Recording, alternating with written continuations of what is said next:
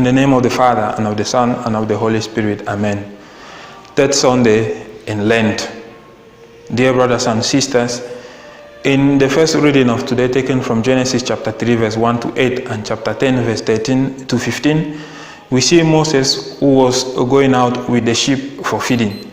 And he saw a burning bush and wanted to go closer to see what is happening. How come there is a bush? It's burning, but it is not consuming.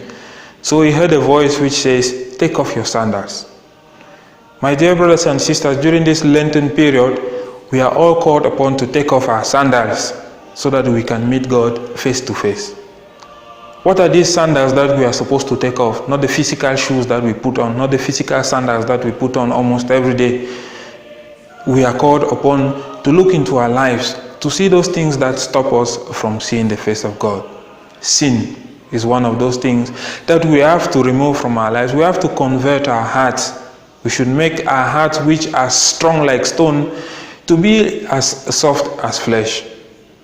Dear brothers and sisters, we should convert ourselves. We should go back to our Father. The gospel of yesterday, Saturday, shows the prodigal son who remembers that there is a Father who is merciful and who has so many good things, and he decides to go back home. We too, like this prodigal son, we should go back home.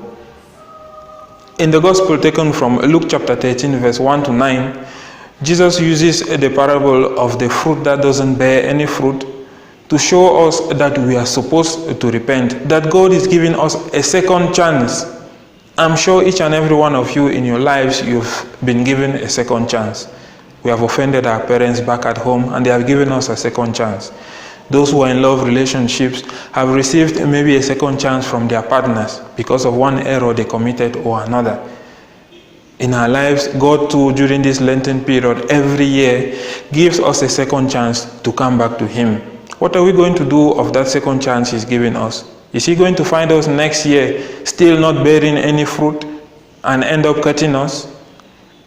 God tells us in the gospel that those who have died, that those who suffer, they are not suffering because of their sins. They have not died because of their sins.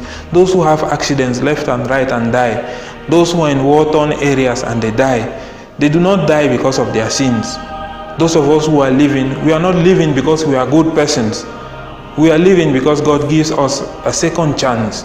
Let us make good use of that second chance God has given us and make sure that by next year we should be bearing great fruit. Some of us might think we do not have any sandals to remove. Some of us might think we already bear fruit.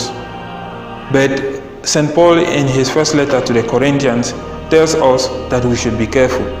Because those of us who think we are already good Christians, that we do not have any sins in our lives, we begin to think we are good and then we consider others as sinners, and that is where we fall. We begin to criticize others. We begin to mock others. This is not the way of the Christians. So we should be very careful during this period and make an introspection to look back into our lives and see those things that are actually like sandals that are stopping us from seeing the face of God.